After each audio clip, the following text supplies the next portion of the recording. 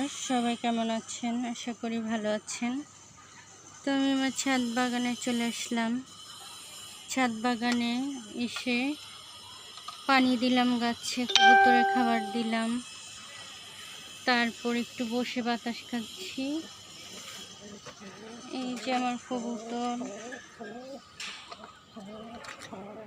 তো কিছু গাছ একটু নেড়ে চেড়ে দিলাম, হাতের ব্যথা একটু কমেছে।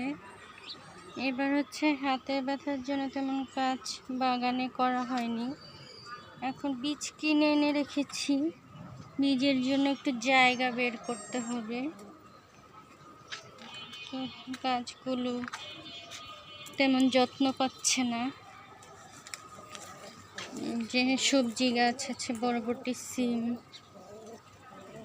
এদিকে চারা গাছ তৈরি করেছি মরিচের, তারপরে ধনেপাতা, আর এদিকে আছে নানা রকম ফুলের গাছ, শাকসবজি গাছ। তো আমি যেটাতে ভাবছি কিছু গাছ লাগিয়ে দিব। এই গাছগুলো তুলে নিব, তুলে নিয়ে এখানে কিছু গাছ লাগিয়ে দিব। কিছু গাছ তুলে দিতে হবে, কিছু গাছ লাগানোর জন্য মাটি আলগা করতে হবে। যে বাম হাতে সব কাজ করছি, ডান হাতে কাজ করা যায় না, হাতে ব্যথা।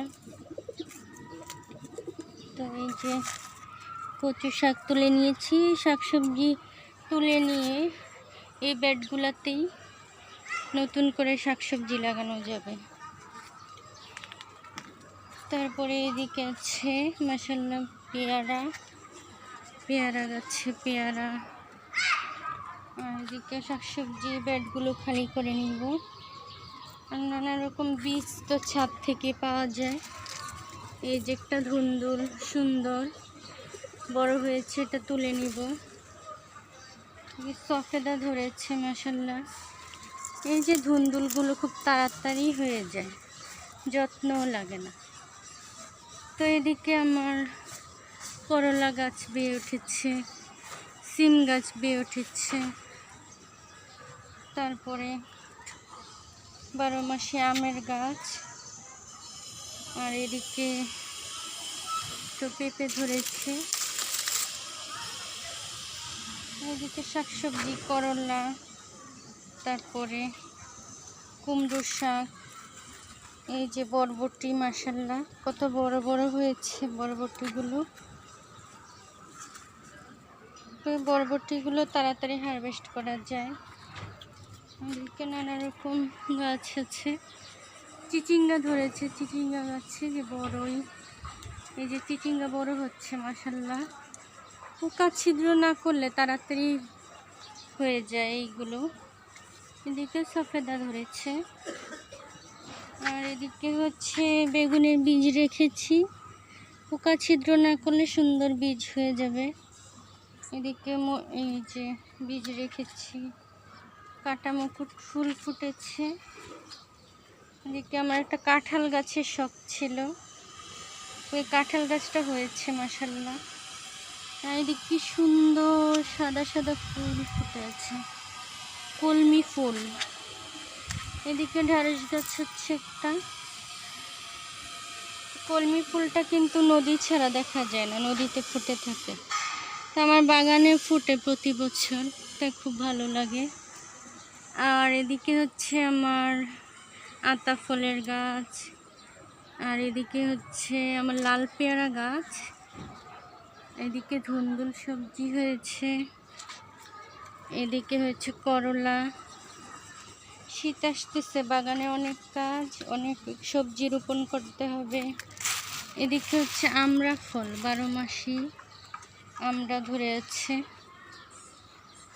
তো সব ধরনের গাছই আছে বাগানে, যেগুলো উপকারী দরকারি সেই গাছগুলো বেশি আছে। লেবু, পেয়ারা, আমড়া সব কিছুই। এই যে লেবু, গোলাপ ফুল, মালবেরি ফলের গাছ, তো নানা রকম ফুল ফল শাকসবজি গাছ বাগানে আছে। এদিকে কুমড়ো শাক, লাউ শাক, বরবটি। তো এদিকে আমার ডালিম গাছে ডালিমও ধরেছে, কিছুদিন পর পরই ধরে, অনেক ধরে মাশাআল্লাহ। তো ছাদ বাগান থাকলে প্রতিদিনই আমরা কিছু না কিছু তুলে নিতে পারি, ফ্রেশ ফুড।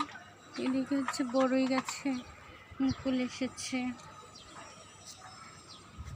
এদিকে এবার অনেক আদা লাগিয়েছি, আদা গাছ হয়েছে, আখের গাছ আছে, সব ধরনের গাছ। অনেক গাছ মরে গেছে, ছাদ বাগানে মরবে, আবার হবে, নতুন লাগাতে হবে, এভাবে চলতেই থাকবে, বসে থাকলে হবে না। তো সবাই তো অনেকটা এগিয়ে গেছে, বীজ বপন করে নিয়েছে আগে।